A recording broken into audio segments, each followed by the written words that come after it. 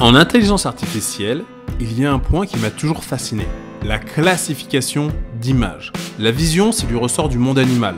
Donc là, on commence à créer des intelligences artificielles qui commencent à nous ressembler. Ce n'est plus un algorithme qui fait des calculs sur des données, c'est un algorithme qui imite une fonction du monde animal, celle de reconnaître des objets. Dans cette vidéo, on va tout d'abord découvrir l'ensemble de données sur lesquelles on va travailler. Ce sera des images de vêtements. Puis on va construire et entraîner un premier réseau de neurones basique. Ensuite, on va construire et entraîner un réseau de neurones convolutionnel ou Convolutional Neural Network, dit CNN. Oui, comme la chaîne de télé américaine. Si vous ne savez pas ce qu'est la convolution, je vous conseille de regarder une vidéo que j'ai faite sur la convolution, que vous retrouverez en description ou en haut à droite de la vidéo. En effet, dans cette vidéo, on va pas trop s'attarder sur ce qu'est la convolution. Après cela, on va tout simplement comparer nos deux modèles. Et pour finir, avec notre CNN, on va faire des prédictions et évaluer le modèle. On importe PyTorch et son module Neural Network, dit NN. Après, on importe Torch Vision, qui est un ensemble d'outils PyTorch liés à la Computer Vision. Avec, on importe Dataset, qui va nous permettre de télécharger notre ensemble de données, et l'outil ToTensor, qui va nous permettre de transformer nos données en tenseurs. Ensuite, on va importer les outils comme Matplotlib et Pandas, ainsi qu'une suite de fonctions personnelles.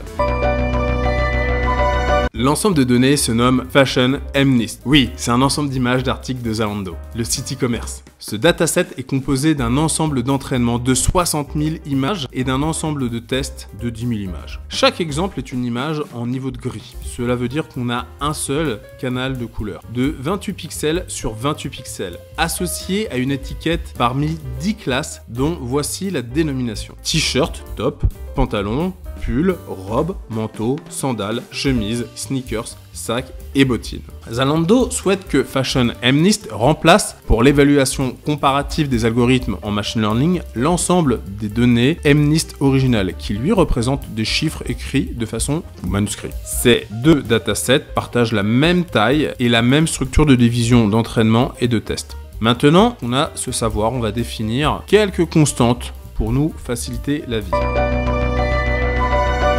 Pour télécharger les données d'entraînement et les données de test, on va utiliser le module dataset de Torch Vision qu'on avait importé précédemment. Le paramètre route nous sert à définir le nom du dossier où les données vont se charger. Ici, comme vous le voyez, on va le nommer data. L'attribut train nous sert à définir si on veut des données d'entraînement ou de test. Et on va appliquer la transformation ToTensor à l'attribut transform, ce qui nous permet d'avoir la data sous forme de tenseur.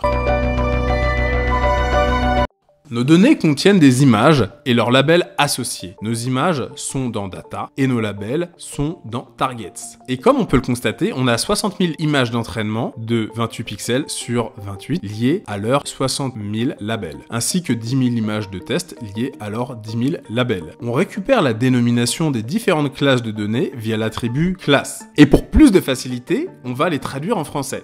Maintenant, on va récupérer la première image de nos données d'entraînement ainsi que son label. Et en observant sa shape, on se rend compte qu'elle est de 1, 28, 28. Effectivement, l'image est en niveau de gris. Donc on a un seul canal de couleur. Puis on a une image de 28 pixels sur 28. Aussi on regarde notre label qui est un numéro. On l'utilisera comme index sur le tableau de dénomination de classe names. Et maintenant, en utilisant Matplotlib, on va visualiser notre image. L'attribut squeeze sur image permet de passer d'une shape de 1, 28, 28 à une shape de 28, 28, plus adaptée à Matplotlib. Ensuite, l'attribut CMap pour Color Maps permet de définir l'espace de couleur voulu. Et on peut visualiser notre article qui nous a tout l'air d'être une Nike Air Jordan. On a 60 000 données d'entraînement. Et dans d'autres cas, on pourrait en avoir plus. L'ordinateur ne pourra pas traiter toutes ces données d'un seul coup. Et optimiser les paramètres donnée par donnée va rendre l'entraînement inutilement long. C'est pour cela qu'on va utiliser des mini-batchs.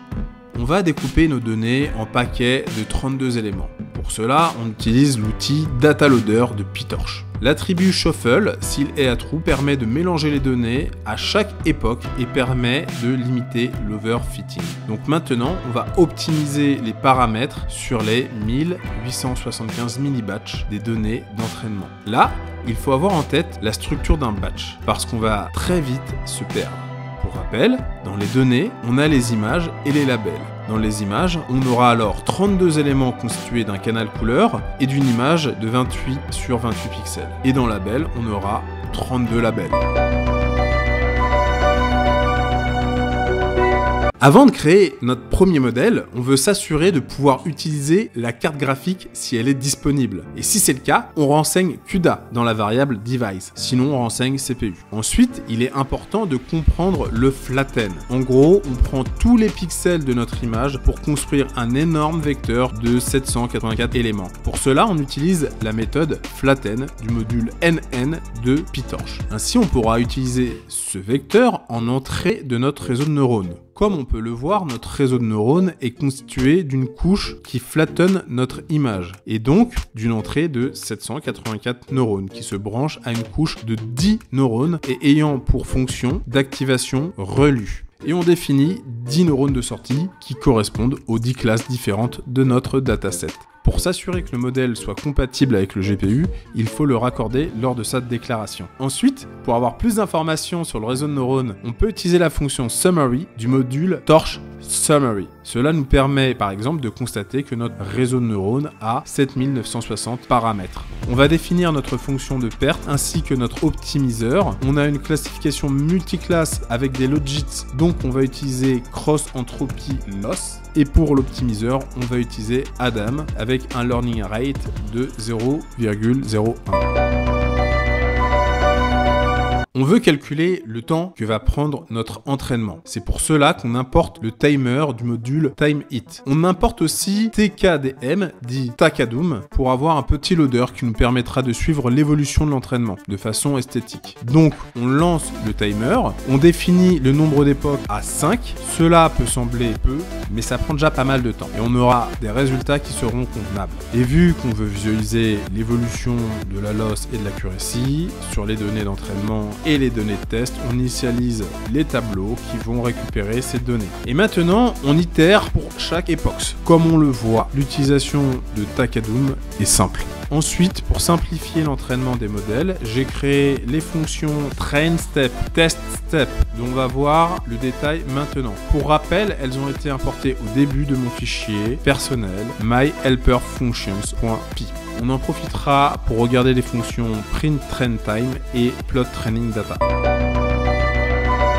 Je vais prendre le temps d'expliquer cette fonction et vu que testStep est similaire, on y passera plus rapidement. On définit une fonction trainStep qui prend en paramètre le modèle, la data d'entraînement sous forme de batch, ici appelée DataLoader, notre fonction de loss, notre optimiseur, notre fonction d'accuracy et notre dispositif, notre device. Je ne vais pas revenir sur la fonction d'accuracy car je l'ai traité dans une vidéo précédente, mais je suis sympa et vous trouverez en description le lien de la vidéo avec le timecode associé. Et accessoirement, le code est disponible sur GitHub, dont le lien est aussi présent en description. Après, on déclare et on initialise à 0 les variables de loss et d'accuracy. Accuracy, pour ceux qui ne savent pas, ça veut dire précision. Plus il est haut, mieux c'est. À 100%, notre modèle a réalisé un classement sans faute. On définit la fonction softmax sur la dimension 1, c'est-à-dire sur les colonnes. Après, on fait une boucle sur chaque mini-batch en prenant le soin de récupérer les images dans le code décrit par X et les labels décrits par Y. On envoie nos données à la carte graphique,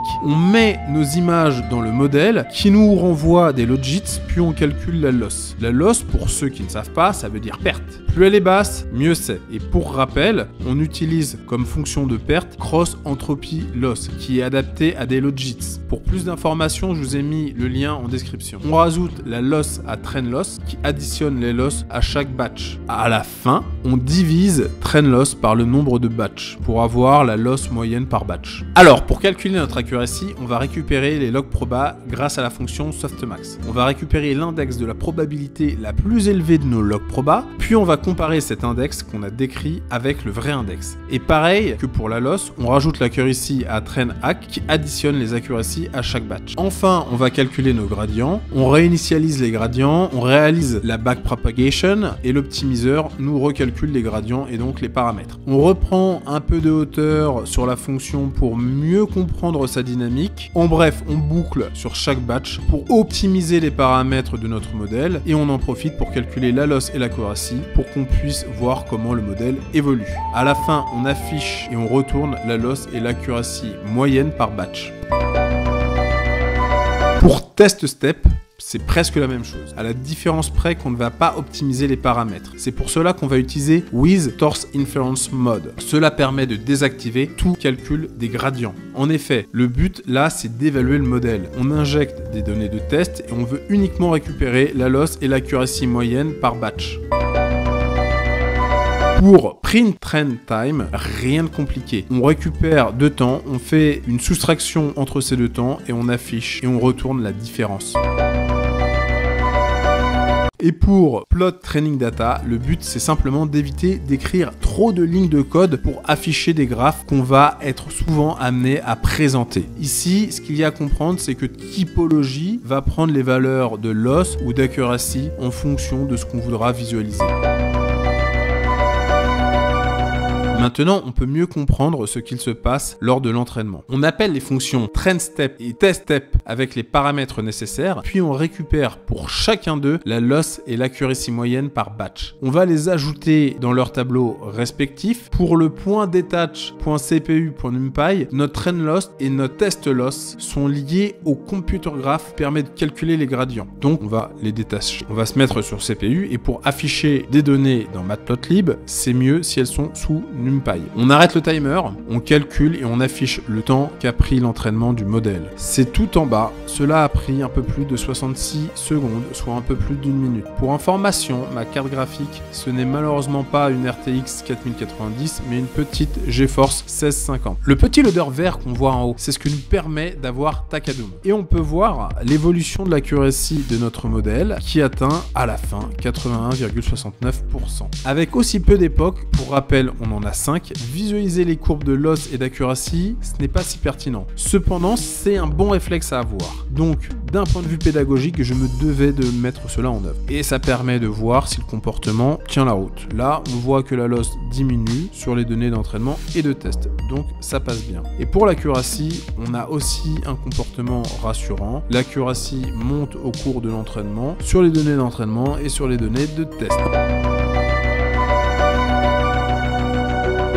Enfin, on y est. On crée enfin le CNN. Comme on le voit, on a deux parties. Une partie convolutionnelle, une partie linéaire. Alors comme ça, le code va difficilement être compréhensible. Donc, on va plutôt voir l'illustration du modèle qu'on va construire. On a une entrée, une image de 28 par 28 pixels sur un canal de couleur. Eh bien, on va passer à 32 canaux de couleur d'image de 28 sur 28. Là, ça n'a plus de sens de parler de couleur. Donc, on va simplement parler de canaux. Pour cela, on utilise 32 filtres de 3 sur 3 avec un padding de 1 et un stride de 1. Et si vous ne savez pas ce qu'est le padding, c'est le fait de rajouter une marge plus ou moins grande sur l'image que parcourt le filtre. Cette marge a pour valeur 0 et sur l'image, on a un padding de 1 car on a une marge de 0 tout autour de notre image. Tiens, le padding sur cette illustration est représenté en jaune. Aussi, si vous ne savez pas ce qu'est le stride, c'est le décalage que le filtre va avoir en parcourant l'image. Avec un stride de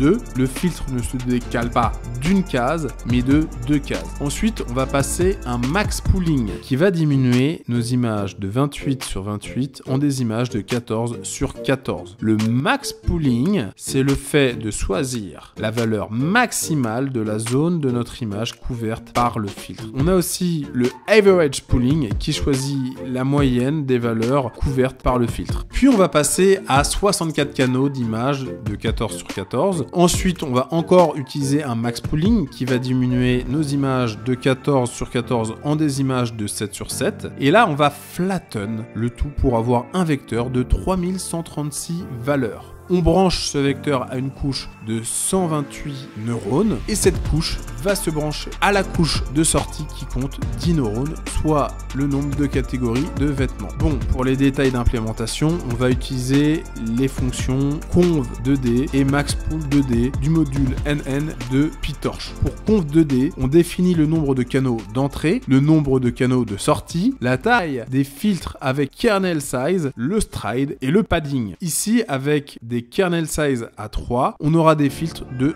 3 sur 3. Et ce qui nous permet de diviser la taille de nos images par 2 avec maxpool2d, c'est d'avoir un stride à 2. Bien évidemment, on utilise la fonction d'activation relu. Et pour la partie linéaire, on a déjà vu comment ça fonctionnait dans la première partie de la vidéo. Comme avec le modèle 1, pour s'assurer que le modèle soit compatible avec le GPU, la carte graphique, il faut le raccorder lors de sa déclaration. Ensuite, on utilise la fonction summary pour constater que notre réseau de neurones, notre CNN, a 421 642 paramètres. Oui, c'est beaucoup plus que le premier modèle.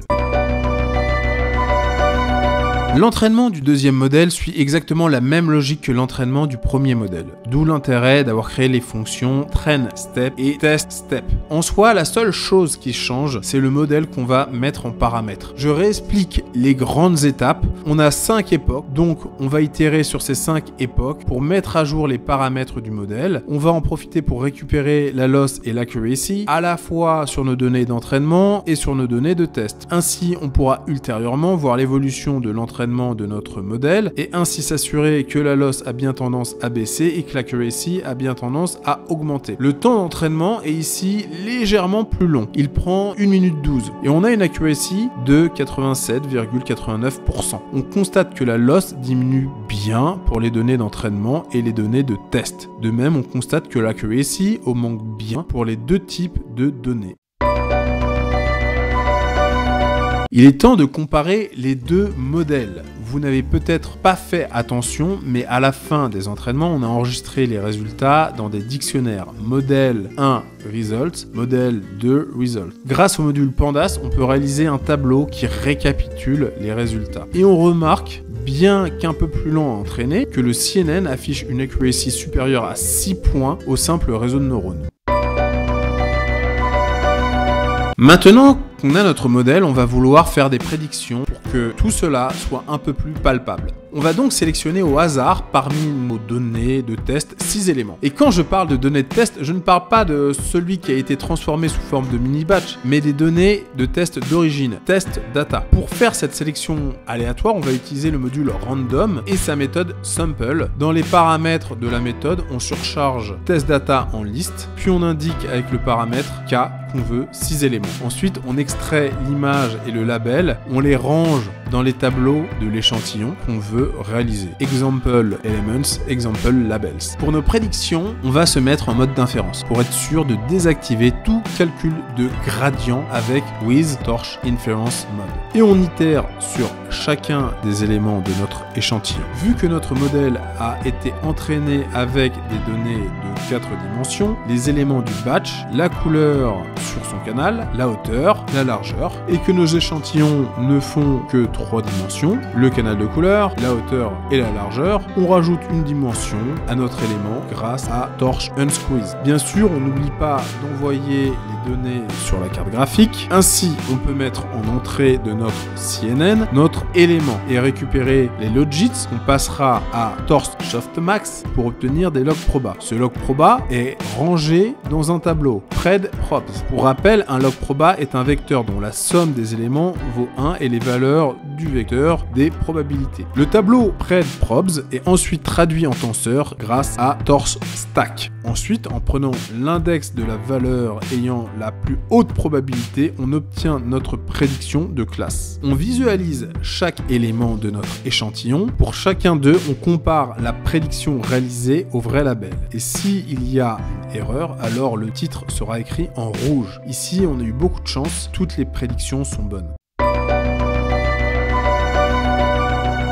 Bon, on ne va pas tester les 10 000 images de test à la main. Donc pour avoir une évaluation exhaustive du CNN, on va utiliser une matrice de confusion. Pour ce faire, on crée un tableau YPreds qui va accueillir les prédictions de nos 10 000 images de test. Ensuite, on va transformer ce tableau en tenseur avec une alternative à TorchStack, Torch4. Ensuite, on va importer Confusion Matrix du module TorchMetrics et Plot Confusion Matrix du module mlextend.plotting. On crée ConfMat avec Confusion Matrix qui prend en paramètre le nombre de classes, ici 10, et le type de tâche, ici multiclasse. Puis on crée ConfMat Tensor avec ConfMat qui prend en paramètre la prédiction de notre CNN, YPred Tensor, ainsi que les vrais labels, testData.target. On affiche le tout avec Plot Confusion Matrix. On peut enfin visualiser notre matrice de confusion qui nous indique avec précision quels sont les éléments qui sont bien classés et lesquels ne le sont pas. Ici, par exemple, on voit que les prédictions avec le label T-shirt sont vraies dans 799 cas, mais que 103 d'entre eux sont en réalité des chemises. Et au vu de la forme des deux catégories d'articles, on peut comprendre ce type d'erreur. Donc voilà, je vous remercie de m'avoir suivi jusque-là. Maintenant, vous savez comment réaliser un CNN. Le code de ce qu'on vient de voir est sur GitHub et le lien est en description. Si cette vidéo vous a appris quelque chose, n'oubliez pas de la liker et à la partager à qui pourrait être susceptible d'en avoir besoin. À bientôt.